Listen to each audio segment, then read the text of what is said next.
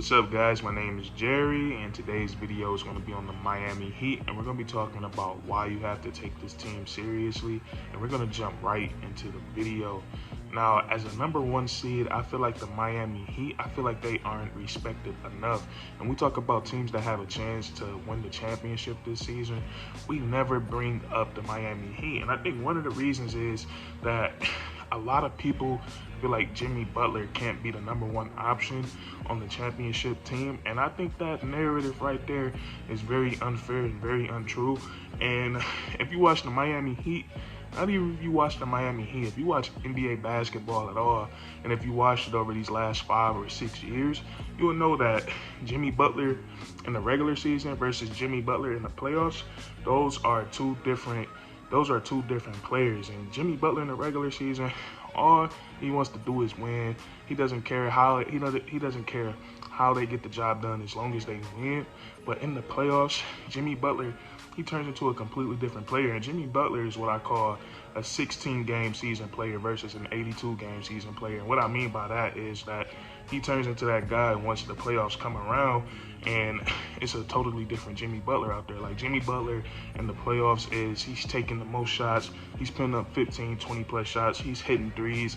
And in this playoff so far, he's averaging 28 points, 5 and 5.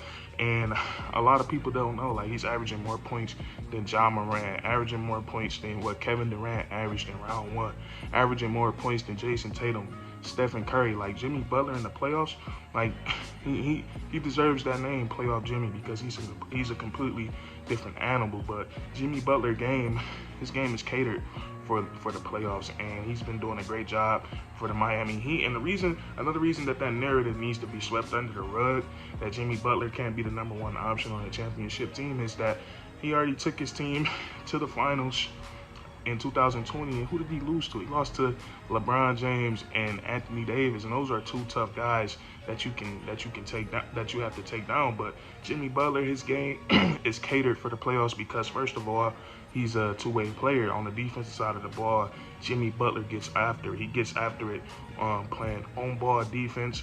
And what I like about Jimmy Butler is that not only is he active when he's playing on-ball defense, but he plays great off-ball defense as well. He really gets into the passing lanes. He gets steals.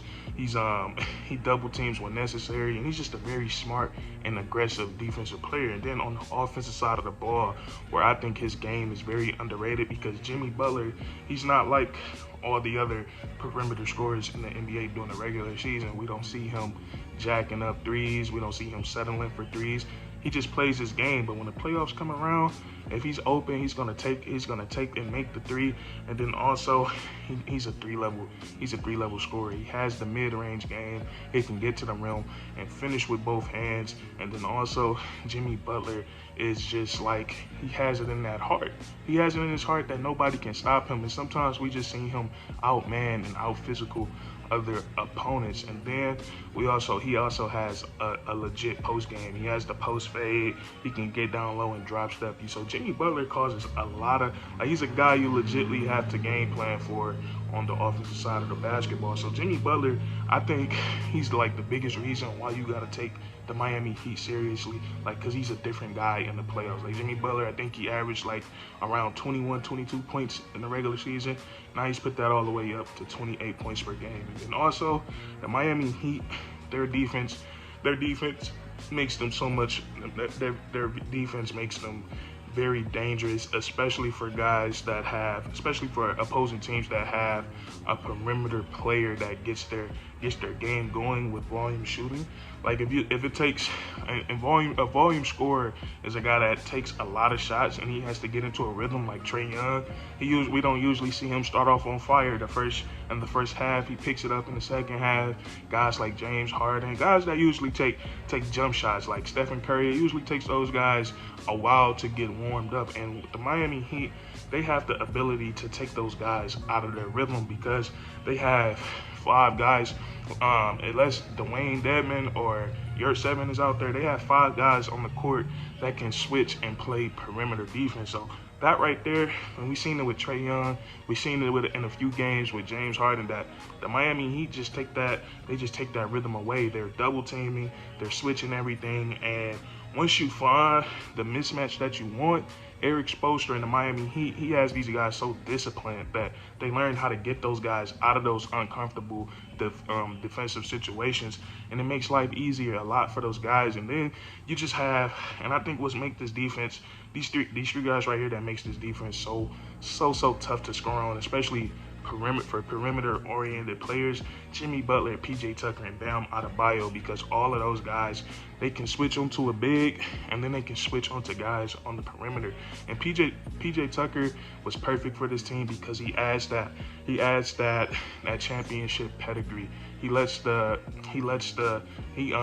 that championship pedigree to the Miami Heat, and what he does is just hit his open shots and play his role defensively. And he's so unselfish. It could be a game where he only has 2 points, but he has the most defensive stops, and he has 5+ rebounds, and he has a couple of assists or a couple of offensive rebounds. So then Bam Adebayo, his ability to move his feet on the defensive side of the ball is really insane. And then you look at, I think the Miami Heat, I think they might have the best group of the others in the NBA, just because there's so many of them. And there's so many guys you have to game plan for that's not a part of the main group, like the main core for the Miami Heat. And I would say their main core is like Tyler Hero, Jimmy Butler, Bam Adebayo. I feel like those are the 3 guys that coaches probably game plan for the most. But then you'll never know when you'll have a night like where Max Strus might get hot for 3, and he might give you 5 or 6 threes, or he might drop 20+ points. And then you got Victor Oladipo, and a lot of people forget how good Victor Oladipo was. Like, he was a former All-Star in this league.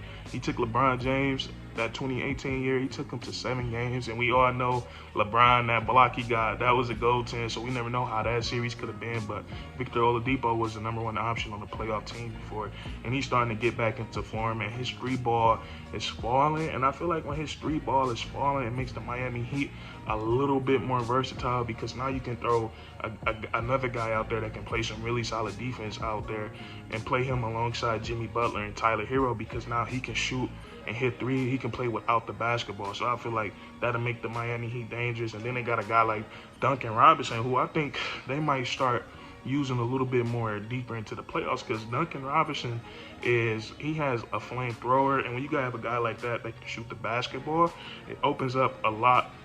It opens up a lot offensively for the Miami Heat as far as stretching the floor. And we all know that Duncan Robinson, his shooting has been off and on this season.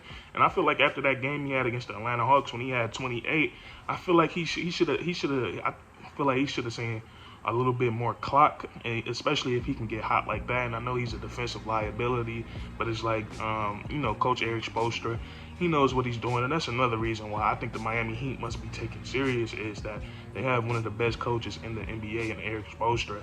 And he seems to know how to adjust, and he always seems to know when to make the right lineup change. But the Miami Heat, I feel like they should be talked about more when it comes to winning a championship, because Jimmy Butler is that dude, and I think they have, if not the best defense in the playoffs, one of the best defenses. But that's going to be it for this video. If you enjoyed, leave a like, comment down below if you think the Miami Heat can contend for a title this season.